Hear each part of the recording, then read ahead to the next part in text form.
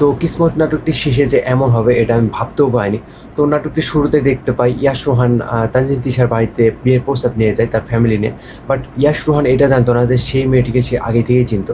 আর সে এমনভাবে চিনতো যে সেটা জানার পর সে ভুলেও বিয়ে করতে চায় না। সে একদিন রাস্তা দিয়ে যাচ্ছিল, সেই সময় দেখে একটা মেয়ে মদ খেয়ে রাস্তায় পাগলামি করছে, মাতলামি করছে। তো সেটা দেখে ইয়াশ রোহান তাকে একটু হেল্প করতে চায়, আর তখন ইয়াশ রোহানের বোঝা হয়ে পড়ে তানজিন তিশা।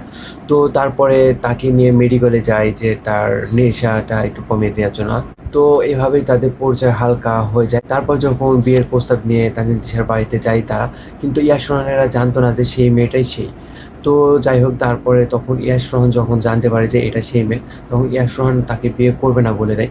বাট তানজিন তিশা তাকে ব্ল্যাকমেল করে যে এই বলবো ওই বলবো আরও অনেক অনেক, যেটা নাটকটি দেখলে টুইস্ট আকারে বুঝতে পারবেন, যেটা আমি রিভিল করতে চাচ্ছি না। তো তারপরে দুজনে রাজি হয়ে যায়। তো আস্তে আস্তে বিয়ের সব দিনক্ষণ ঠিক হওয়ার পরে যেদিন বিয়ের আসরে বসবে সেদিন ইয়াশ রোহানের একটি অ্যাক্সিডেন্ট হয়ে যায়, আর অ্যাক্সিডেন্টের কারণে ইয়াশ রোহান কোমায় চলে যায়, সে কোনো কথাবার্তা বলতে পারে না।